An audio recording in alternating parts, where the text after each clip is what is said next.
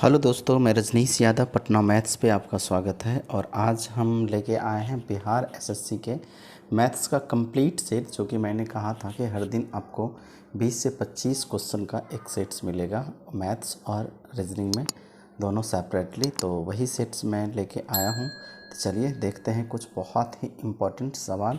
हाँ, और ये जिसको लगता होगा कि मैंने अभी बिगनिंग से सारे थ्योरी नहीं पढ़े हैं मैथ्स का, तो भी सेट क्यों मारूं, तो ऐसा नहीं है कि आपने मैट्रिक इंटर नहीं किया है।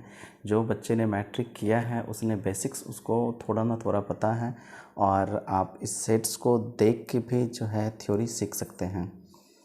ठीक है, हर एक सवाल में आपको अलग अलग कॉन्सेप्ट मिलेगा। मैं दावे के साथ कह सकता हूं कि यदि आप 10 से 15 सेट देख लिए तो आपका कंप्लीट, आप जो है फाउंडेशन क्लास किए हों या नहीं किए हों, आप कंप्लीट मैथ्स सीख जाएंगे बनाने।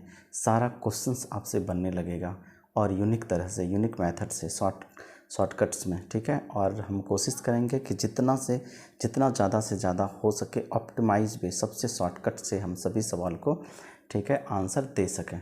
ठीक है, चलिए देखते हैं पहला सवाल क्या है कि साधारण ब्याज।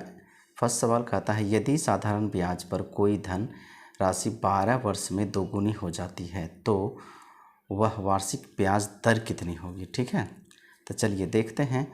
इसमें कहता है कि 12 वर्ष में दोगुनी का कहने का मतलब है कि यदि अभी आपका 100 रुपया है, हाँ, तो 12 वर्ष बाद जो है 200 रुपया हो जाना चाहिए, अर्थात 100% का इंक्रीमेंट, 100% का इंक्रीमेंट। ठीक है, हाँ, तो देखिए यहाँ पे बोल रहा है कि साधारण ब्याज जो होता है RT%, आर मेरा जो है, ठीक है, नहीं दिया हुआ है, टी टाइम 12%, आर और टी का गुणनफल। ठीक है, जिस ऑप्शन से आर और टी का गुणनफल 100 हो जाएगा वही ऑप्शन हो जाएगा, क्योंकि RT% अर्थात RT% का मतलब 100% होना चाहिए। यहाँ पे दो गुना होना है ना, तो यदि 100 है तो 200 होना है, तो 100 माने कि 100% का बढ़ोतरी होना चाहिए। ठीक है, तो यहाँ पे देखिए 12 गुना इस ऑप्शन में किससे करें, 16.2/3 से, या 7.5 से, या 8.1/3 से, या 10 से करेंगे तो 120 होगा। 8.1/3 से करते हैं तो 12×8 = 96। ठीक है, 12×8 = 96, और 1/3 से 12 करेंगे तो 4 96 400, अर्थात जो है हम यदि 12 गुना 8.1/3 करते हैं इससे, तो हमको रिजल्ट 100% मिलता है, अर्थात 100% का इंक्रीमेंट। अर्थात ऑप्शन मेरा जो है सी सही हो जाएगा, सी ऑप्शन सही हो जाएगा। ठीक है, चलिए तो देखते हैं नेक्स्ट सवाल कहता है कि ये भी जो है, ठीक है, चक्रवृद्धि ब्याज से है। कहता है अर्धवार्षिक रूप से संयोजित 20% वार्षिक चक्रवृद्धि ब्याज की दर से कितने समय में, टाइम पूछ रहा है इसमें, ठीक है, उसमें रेट पूछा था, इसमें टाइम पूछ रहा है, कितने समय में 10,000 रुपये की धनराशि 13,310 रुपया हो जाएगी। ठीक है, सबसे पहले तो अर्धवार्षिक, ठीक है, हाँ, 6 माही में क्या होता है कि आपका टाइम दोगुना हो जाता है और रेट आधा हो जाता है। तो रेट जो है मेरा 20% है, तो 6 माही में 10% के रेट से लगेगा। 10% कहने का मतलब 1/10, अर्थात 10 में से 1 का इंक्रीमेंट होगा, अर्थात 11/10। 10 रुपये यदि हम लगाते हैं तो 1 साल बाद हमें 11 रुपया मिलेगा। ठीक है, अब यहाँ पे देखिए, ठीक है, ये मेरा रेट है, ठीक है, 10 से 11 होगा। यहाँ पे देखिए, यदि हम 13,310 बटे, ठीक है, 10,000 करते हैं, हाँ, 10,000 करते हैं, ये सुनना कट जाएगा, अर्थात 1331 अपॉन 1,000, इसको लिख सकते हैं हम लोग 11/10 का होल क्यू, अर्थात जो है होल क्यू यदि करते हैं तो ये इतना हो जाता है। ठीक है, अर्थात जो है, हाँ, कि 3 साल में जितने पावर आ जाए 10/11, इसका 1 साल का है, उस पर जितने पावर है तो उतने साल की, तो यहाँ पे 6 माही है तो उतने 6 माही, अर्थात 3 6 माही हो जाएगा, 1.1/2 वर्ष आ जाएगा, अर्थात ऑप्शन ए आपका सही होगा। 3 6 माही, 3 पावर है, क्योंकि यहाँ पे जो है अर्धवार्षिक रूप से ब्याज संयोजित हो रहा था, अर्थात 3 6 माही हो जाएगा, 3 पावर है, 3 6 माही हो जाएगा। ठीक है, हाँ, इस ऐसा इसलिए करते हैं कि यदि 2 वर्ष का निकालना होता था तो इस पर हम स्क्वायर करते थे, 3 साल का निकालना होता था तो हम इस पर क्यूब करते थे, ठीक है। 4 वर्ष का तो पावर 4 देते थे, तो हम उल्टा, ठीक है, पावर से उस पे चले आए, ठीक है। इस पे 3 पावर आ रहा है, हम देखते हैं कि यहाँ पे सीधा सीधा दिख रहा है कि ये 11 का क्यूब है, ये 10 का क्यूब है, अर्थात 10 से 11 3 बार, अर्थात 3 साल, 3 साल अर्थात अर्धवार्षिक है तो 3 छमाही 1.5 वर्ष, ठीक है। तो आज चलिए नेक्स्ट देखते हैं। नेक्स्ट सवाल है आपका कि एक दुकानदार अपने माल को उसके क्रय मूल्य से 30% अधिक अंकित करता है, किंतु बिक्री के समय 10% की छूट देता है, तो उसका लाभ क्या होगा। तो अब देखिए, इसमें कहता है कि यदि अभी 100 रुपया क्रय मूल्य है तो इसने 130 रुपया 30% अधिक अंकित करता है, और इसी पे इसने क्या करता है 10% की छूट देता है। 10% की छूट अर्थात इसका 90% कितना हो जाएगा बटा 100, ठीक है। 13 17 से 117, अर्थात 100 रुपया था तो अब 117 रुपया में बेच रहा है, तो इसमें 17 रुपया इसको लाभ हो रहा है, अर्थात 100 पे 17 अर्थात 17% हो जाएगा डायरेक्ट, क्योंकि 100 पे हम निकाले हैं तो डायरेक्ट कितना हो जाएगा 17%। तो कौन सा ऑप्शन हो जाएगा, ऑप्शन डी आपका सही हो जाएगा। चलिए नेक्स्ट सवाल देखते हैं। नेक्स्ट सवाल कहता है कि 40 आदमी किसी कार्य को 40 दिन में पूरा कर सकता है, ठीक है। 40 आदमी किसी कार्य को 40 दिन में पूरा कर सकते हैं। उन्होंने एक साथ मिलकर कार्य करना आरंभ किया, किंतु प्रत्येक 10वें दिन के अंत में 5 आदमी काम छोड़ते रहे, कार्य कितने समय में पूरा होगा। तो देखिए, सबसे पहले तो ये 40 आदमी 40 दिन तक काम करता है, देन आफ्टर क्या कहता है कि हर 10वें दिन 5 व्यक्ति छोड़ देता है। शुरू में 40 व्यक्ति काम किया होगा 10 दिन तक, देन आफ्टर फिर से 35 आदमी कितना दिन तक 10 दिन तक, देन आफ्टर फिर से 30 आदमी कितना दिन तक 10 दिन तक, देन आफ्टर फिर 25 आदमी फिर कितना दिन तक 10 दिन तक, ठीक है। और कितना हो जाता है ये, अब फिर जाके 20 आदमी काम किया हो कितने दिन तक 10 दिन तक, ठीक है। देन आफ्टर देखते हैं कि बचता कितना है।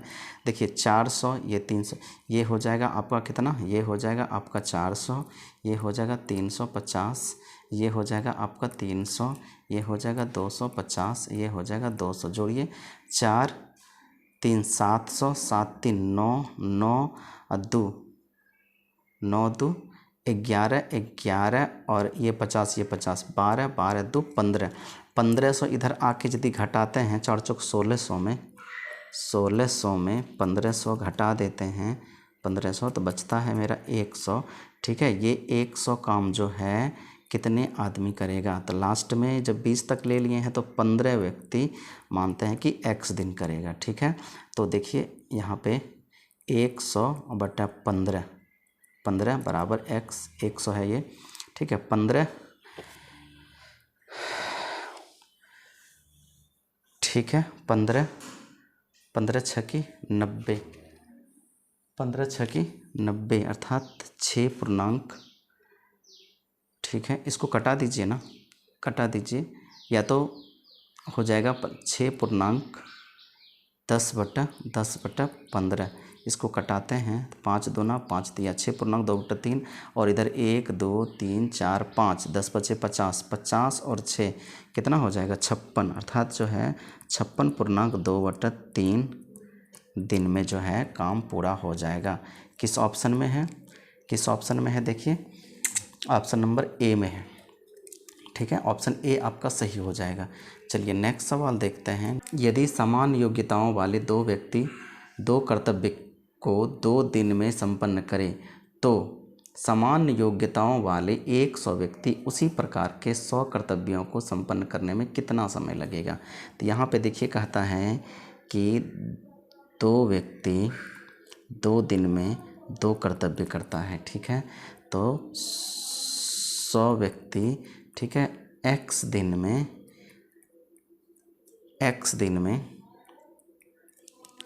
100 कर्तव्य करेगा, ठीक है। तो इसको कटाइए, देखिए ये 100 से ये 100 ख़त्म, ये 2 से ये 2 ख़त्म, अर्थात x बराबर 2 दिन हो जाएगा, 2 दिन, x इक्वल टू 2 दिन, 2 दिन। ऑप्शन कौन सा सही होगा, x बराबर 2 दिन।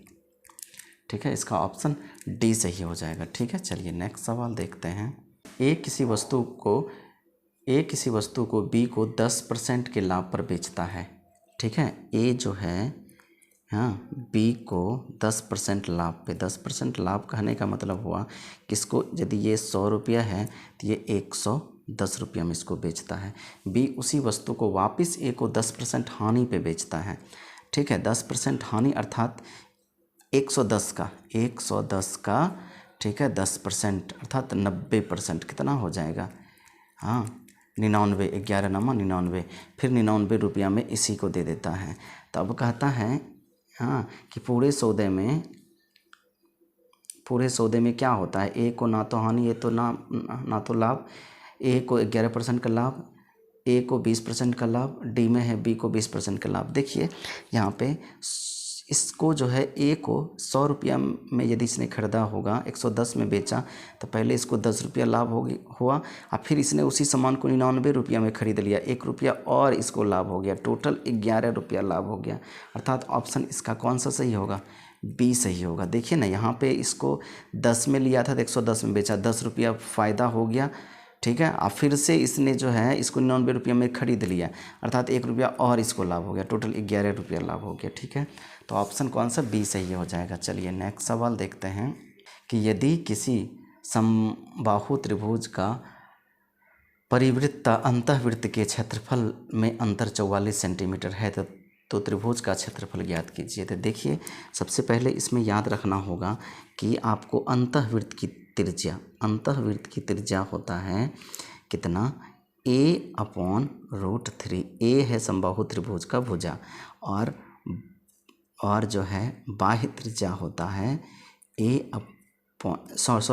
ये बाह्य त्रिज्या है। ठीक है, और अंतः त्रिज्या होता है, ये आपका बाह्य त्रिज्या है। ठीक है, ये अंतः त्रिज्या होता है a/2√3। ठीक है, तो यहाँ पे ये बाह्य है, ये अंतर है। ठीक है, दोनों का अंतर बोल रहा है क्षेत्रफल का, तो क्या होता है πr², तो पाई और r² अर्थात a² / √3 का स्क्वायर 3 हो जाएगा, 3 माइनस, ठीक है, फिर से पाई और a² और 4 और 3, 4 2 का स्क्वायर 4 और √3 का 3, 4 तिया 12 हो जाएगा। ठीक है, अब इसी को हम लोग क्या करें, पाई और a² और नीचे 3 कॉमन ले लें तो 1/1/4। ठीक है, अर्थात जो है इसको पाई a² / 3 गुना 3/4 आ जाएगा। ठीक है, इसको कटा दीजिए। ठीक है, इसको कटा दीजिए, अर्थात पाई a²/4। देखिए,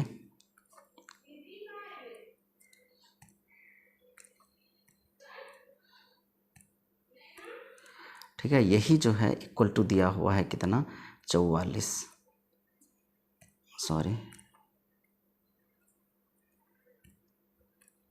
ये दिया हुआ है आपका 44। तो देखिए यहाँ पे 22/7 गुना 4 और a² इक्वल टू 44 है। ठीक है, इसको कटाएंगे, 22 दूना 44, ठीक है, और 7 दूना 14, अर्थात जो है a² का वैल्यू जो है मेरा कितना हो जाएगा, 7 चौके 28, 28 दूना 56 आ जाएगा।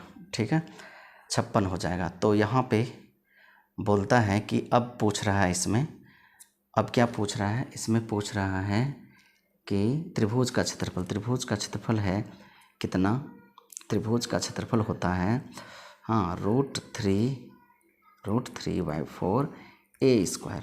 तो देखिए यहाँ √3/4 a² का वैल्यू है 56, 4 से कट जाएगा 14, अर्थात 14√3 किस ऑप्शन में है, 14√3 ऑप्शन सी में है, अर्थात ऑप्शन सी आपका सही हो जाएगा। चलिए नेक्स्ट सवाल देखते हैं।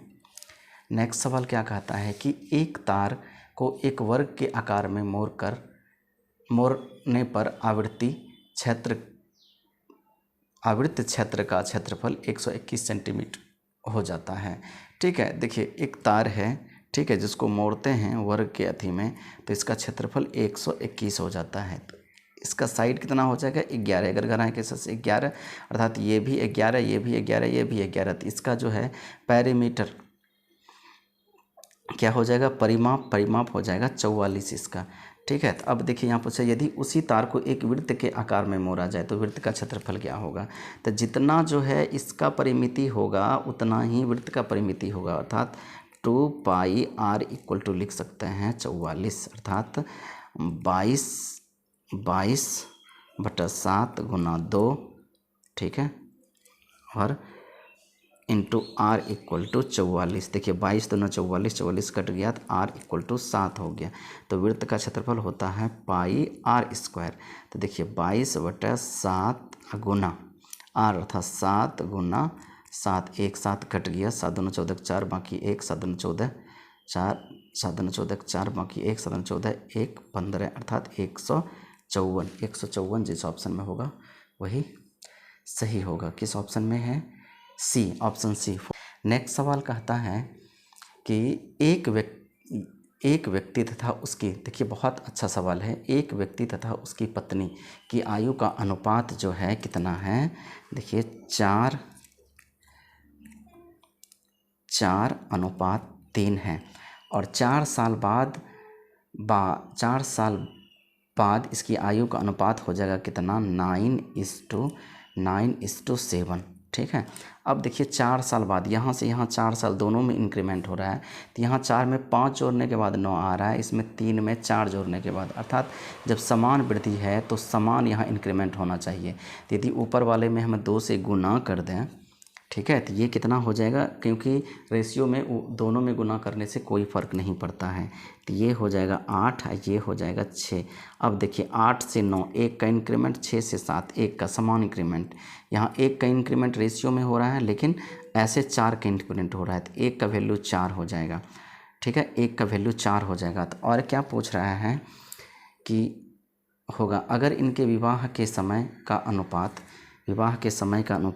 5:3 है तो कितने वर्ष पूर्व इनका विवाह हुआ था। 5 है, ठीक है, कितने वर्ष पूर्व हुआ था। ठीक, 8 है, तो 8 से कितना है, 8 से 3 कम 5 है, 8 से 3 कम 5 है, और 6 से 3 कम है। ठीक है, समान है 3, तो 3 यहाँ ए का वैल्यू 4 है, तो 3 का वैल्यू कितना हो जाएगा, 4×3 12 हो जाएगा, अर्थात 12 साल पहले जो है इसका शादी हुआ होगा। ठीक है, तो ऑप्शन कौन सा हो जाएगा, सी ऑप्शन सही हो जाएगा। देखिए ना, रेशियो में जो है 3 पहले, इसमें भी 3 पहले है, अर्थात 3 यूनिट पहले उसका शादी हुआ होगा। ठीक है, वर्तमान में 8 और 6 है। ठीक है, तो 1 यूनिट का वैल्यू 4, तो 3 यूनिट का कितना हो जाएगा 12, अर्थात 12 साल पहले हुआ होगा। ठीक है, चलिए नेक्स्ट सवाल देखते हैं। नेक्स्ट सवाल क्या है आपका कि यदि एक कर्मचारी की मासिक आय में 2.2/3 की वृद्धि हो जाए तो उसे 72 रुपया अधिक मिलेंगे, तो इसकी मासिक आय क्या है। तो देखिए ये है 2.2/3%, इसको लिख सकते हैं हम लोग 3 दूना 6 2 8/3%। इसी का वैल्यू कितना है, 72 है। ठीक है, इसलिए 1 में कितना हो जाएगा, 8 गुना 3, इसलिए 100 में गुना 100। देखिए 9×8 72, 9×3 2700। ठीक है, 2700 रुपया इसका मासिक वेतन रहा होगा। ऑप्शन बी इसका सही होगा। चलिए नेक्स्ट सवाल देखते हैं। रमेश अपनी आय का 20% बचत करता है। ठीक है, 20%, अर्थात यदि उसका 100 रुपया है तो इसने जो है 80 रुपया खर्च करता है और 20 रुपया बचत करता है। ठीक है, 2 वर्ष बाद उसकी आय में 20% की वृद्धि हो गई। अब आय जो है इसका 120 हो गया। ठीक है, हाँ 120 हो गया। इसमें वृद्धि हो जाने के बाद भी वह अपने पहले जितना ही बचत करता है तो उसके खर्च में कितने प्रतिशत की वृद्धि हुई। ठीक है, अभी भी इसने जो है 20 रुपये की ही बचत करता है। तो खर्च कितना होने लगेगा, 100 रुपया खर्च होने लगेगा। ठीक है, तो खर्च में कितना, पहले 80 था अब 100 होने लगा, अर्थात 20 का हाँ 80 में से 20 का वृद्धि हुआ गुना 100 कर दीजिए, ठीक है। 20 चौके और 4 से अर्थात 25%, ठीक है। हाँ 25%, बहुत बेहतरीन सवाल है इसका। बी ऑप्शन सही होगा, बी ऑप्शन सही होगा। 25% इसमें इंक्रीमेंट होता है, ठीक है। चलिए नेक्स्ट सवाल देखते हैं। नेक्स्ट सवाल कहता है, देखिए बहुत ही इजी है, ठीक है। आप जो है ऊपर वाले को मान लीजिए 5.624 को मान लीजिए ए, ठीक है। ए क्यू अर्थात ए क्यू माइनस बी क्यू दिया हुआ है, ए क्यू माइनस बी क्यू और ए स्क्वायर माइनस ए बी और प्लस बी स्क्वायर, ठीक है। तो अब देखिए, हाँ ए क्यू बी क्यू का होता है क्या, ए प्लस बी इंटू हाँ A square minus A B plus B square, ठीक है। इसका वैल्यू और नीचे वाला लिखा जाएगा A square minus A B plus B square, ये दोनों कट जाएगा अर्थात ए प्लस बी रिजल्ट हो जाएगा। तो ए है 5.624 और बी है 4.376, ठीक है। दोनों को ऐड करिएगा तो आंसर हो जाएगा ए नंबर 10 हो जाएगा, ठीक है।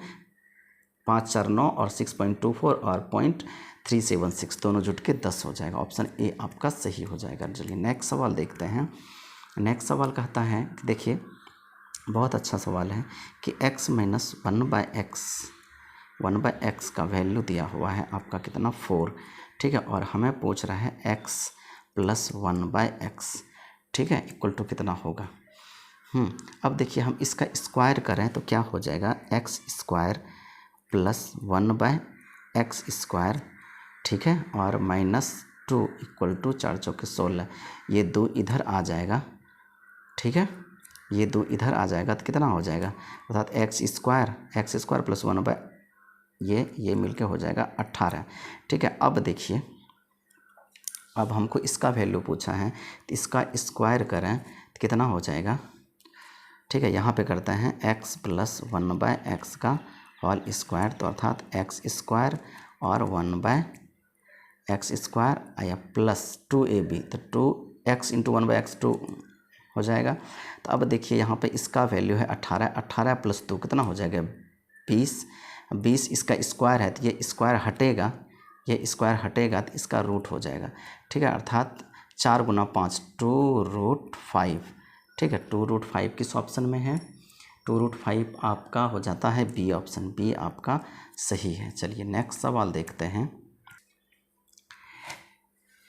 एक क्रिकेट टीम की औसत आयु 27 वर्ष है, ठीक है। एक क्रिकेट टीम की औसत आयु 27 वर्ष है। इसमें से 24 तथा 24 एक जो है इसमें 24 साल वाले और एक 27 साल वाले चले जाते हैं आयु वाले 2 खिलाड़ी के स्थान पर, ठीक है। 23 वाले और 28 वाले आ जाते हैं, ठीक है। हाँ आयु वाले नए खिलाड़ी आ गए तो टीम की औसत आयु क्या है। अब देखिए 7 4 11 1 बाकी 1 2 2 4 1 5 51 और यहाँ भी 8 3 11 का 1 बाकी 1 2 2 4 1 5, अर्थात 51 गया और 51 kg का आ गया, ठीक है। अर्थात इसमें कोई भी औसत में चेंजेस नहीं होगा, पहले जितना था उतना ही 27 था, अभी भी 27 रहेगा, क्योंकि जितना वेट हटा उतना ही वेट आ गया उतने ही खिलाड़ी का, ठीक है। तो इसका ऑप्शन कौन सा हो जाएगा, ऑप्शन ए आपका सही हो जाएगा, ठीक है। चलिए नेक्स्ट सवाल देखते हैं। नेक्स्ट सवाल है, देखिए यहाँ पे है 1 माइनस 1/2, ठीक है, और 1 माइनस 1/3 और है dot dot dot 1 minus 1/n minus 1 और 1 माइनस 1/n, ठीक है। हाँ ये किसके बराबर होगा, देखिए जब हम लोग एलसीएम लेंगे तो ये 2 यहाँ आएगा और यहाँ पे 1 घटेगा, तो अर्थात 1/2, ठीक है, गुना ये 3 में से 1 जाएगा, जब तोड़ेंगे तो 2/3, ठीक है। फिर गुना ऐसे ही आपका चलता रहेगा 3/4, ऐसे ही dot dot dot dot dot, यहाँ पे देखिए ये यहाँ आएगा 1 1 कट जाएगा, ठीक है। यहाँ पे n-1 और माइनस इतना, ठीक है। हाँ इसी तरह से आपका यहाँ पे लिखिए -1 अर्थात जो है n-2/n-1 और गुनाई n-1/n। देखिए ये ऐसे करके कटते रहेगा कटते रहेगा कटते रहेगा, ठीक है। हाँ, कटता रहेगा। तो यहाँ का फर्स्ट और यहाँ का लास्ट बचेगा, अर्थात 1/n जो है मेरा लास्ट में बचेगा। ऑप्शन कौन सा है? डी सही है, ठीक है।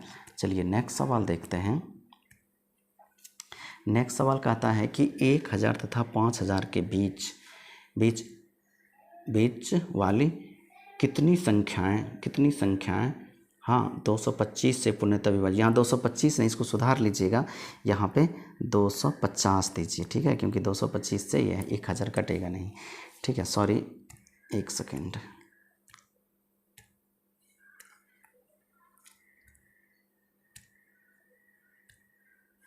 यहाँ पे 250 दीजिएगा 225 के जगह पे, ठीक है, क्योंकि ऑप्शन के अनुसार जो है, ठीक है, 225 होगा ही नहीं, ठीक है। 250 से 1000 में भाग देंगे तो ये कितना हो जाएगा? 4 हो जाएगा, ठीक है। पहला हाँ, बीच कितनी संख्या है तो यहाँ पे 4 आ जाता है। देन आफ्टर जब हम 5000 में 250 से भाग देंगे, ठीक है, 250 से भाग देंगे तो 25 दूना 50 अर्थात 20 में से 4 हटा दीजिए, कितने हो जाए? 18, अर्थात 18 ऐसी संख्या हैं, ऑप्शन बी 18 ऐसी संख्या हैं जो कि 1000 और 5000 के बीच वाली, जो 250 से कटेगा। 225 को काट के, ठीक है, 250 बना लीजिए। नेक्स्ट सवाल क्या कहता है कि देखिए 1/2, ठीक है, 1/2 और -1/4 और 1/8 और -1/16 -1/256, ठीक है। देखिए ना, 2 दूना 4 दूना 8 दूना 16, ठीक है, कितने बार में 256 आएगा? ठीक है, देखिए 5 बार में 32 आता है, ठीक है, 6 बार में 64, 7 बार में 128 और 8 बार में 256, अर्थात बी नंबर ऑप्शन होगा आठवां संख्या होगा -1/256, ठीक है। चलिए नेक्स्ट देखते हैं। नेक्स्ट क्या कहता है कि 3 कक्षाओं में छात्रों का अनुपात जो है 2:3:5 है। प्रत्येक कक्षा में 20 छात्र बढ़ा देने पर प्रत्येक कक्षा में 20 छात्र बढ़ा देने पे अर्थात कितना हो जाता है? 4:5:7 हो जाता है। देखिए 4 2 6 3 2 5 5 2 7, 2 की वृद्धि होता है। ये 2 बराबर जो है 20 की इंक्रीमेंट हो रहा है। यहाँ पे कह रहा है 20 के अनुपात में 2 की वृद्धि हो रही है, अर्थात 1 का वैल्यू 10 हो जाएगा तो 2 का वैल्यू कितना हो जाएगा? 2 का वैल्यू 20 हो जाएगा, 3 का 30 हो जाएगा, 5 का 50 हो जाएगा, ठीक है। तो आरंभ में तीनों कक्षाओं को कुल मिलाकर कितना होगा? 5 2 7 2 9, अर्थात 3 2 5 5 10, अर्थात 100, ठीक है, अर्थात ऑप्शन बी आपका सही रहेगा। हाँ, ऑप्शन बी आपका सही होगा। चलिए नेक्स्ट देखते हैं। नेक्स्ट सवाल कहता है कि 125, ठीक है, पे पावर x और इक्वल टू 3125, ठीक है, हो तो x का मान क्या होगा? तो यहाँ पर देखिए 5 × 5 × 5, 5 पे पावर 3 अर्थात 3x लिख सकते हैं, इक्वल टू 5 पे पावर, ठीक है, ये हो जाएगा आपका कितना हो जाएगा? 25 25 125, माने 5 × 5 × 5 × 5 25 25 5 125 5 625 गुना 3125, अर्थात 1 2 3 4 5, 5 पे पावर 5। देखिए दोनों का बेस समान है तो 3x बराबर 5 हो जाएगा, तो x बराबर 5/3 हो जाएगा। कौन सा ऑप्शन है? ऑप्शन सी आपका सही होगा। चलिए नेक्स्ट सवाल देखते हैं।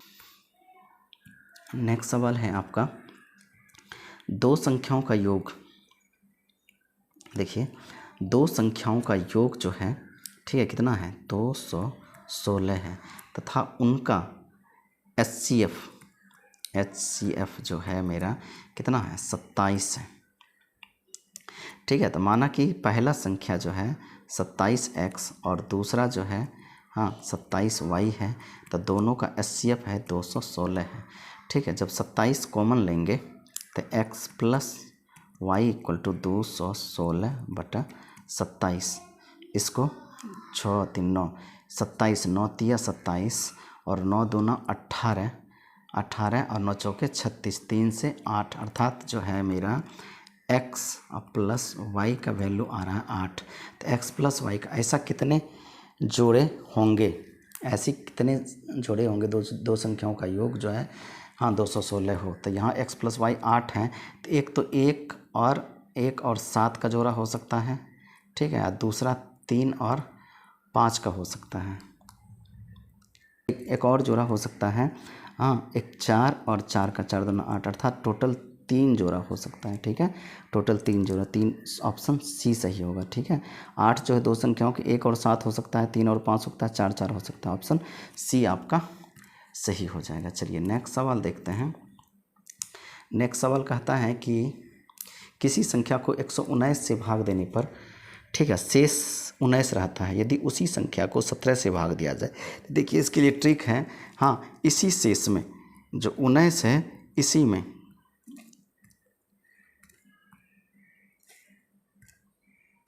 ये जो 19 है आपका, इसी में 17 से भाग दीजिए, जो शेष बचेगा 17 से भाग देंगे कितना, 2 शेष बन जाएगा, वही आंसर हो जाएगा, ऑप्शन डी, ठीक है। चलिए नेक्स्ट सवाल क्या कहता है। नेक्स्ट सवाल है आपका, नेक्स्ट है कि आपका निम्नलिखित संख्याओं में से कौन सी सबसे बड़ी संख्या है। देखिए पहला √2 है, ठीक है, √2 है, और दूसरा है 3√3, ठीक है, 4 और 4 और 6 और 6। देखिए 2 पे पावर 1/2, 3 पे पावर 1/3 और 4 पे पावर 1/4 और ठीक है 6 पे पावर 1/6, ठीक है। देखिए नीचे वाले का एलसीएम 2 और 3 4 और 6 का एलसीएम लेंगे जो पावर वाले हैं, तो इसका एलसीएम कितना हो जाएगा 12, और 12 से इसमें गुना करेंगे तो 1/2 में 12 से गुना करेंगे तो 2 पे पावर 6 हो जाएगा, देन आफ्टर 3 पे पावर 4 हो जाएगा, देन आफ्टर 4 पे पावर 3 हो जाएगा और 6 पे पावर 2 हो जाएगा, ठीक है। इसको लिखें तो देखिए 2 पे पावर 6 कितना हो जाएगा 64 हो जाएगा, 3 पे पावर 4, 3 3 9 9 81 हो जाएगा, ठीक है, 4 चौक 16 चौके 64 हो जाएगा और 6 छाके 36 हो जाएगा, अर्थात ये बड़ा है दूसरा नंबर 3√3, 3√3 जो है सबसे बड़ा होगा, ऑप्शन बी आपका सही हो जाएगा, ठीक है। चलिए नेक्स्ट सवाल देखते हैं।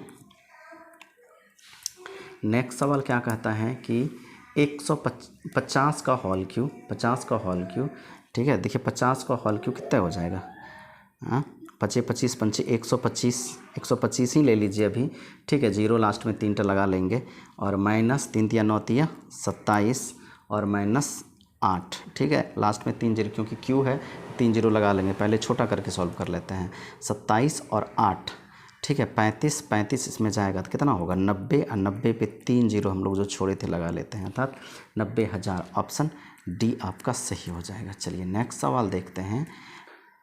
नेक्स्ट सवाल है 30 संख्याओं का औसत, 30 संख्या का औसत 12 है, तो उसमें से प्रथम 20 का, तो 30 संख्याओं का 12 3 36 हो गया 360, ठीक है, इसमें से 20 का औसत 11 है, तो 11 दूना 22, ठीक है, 2 दूना, और 9 अगली 9 का औसत कितना है 10 है, तो प्लस 90, और इसमें घटाइए ना, हो जाएगा 310, ठीक है, अर्थात अगली संख्या का 360 में 310 घटेगा तो 50, किस ऑप्शन में है, ऑप्शन डी आपका सही होगा, ठीक है। चलिए अगला सवाल है।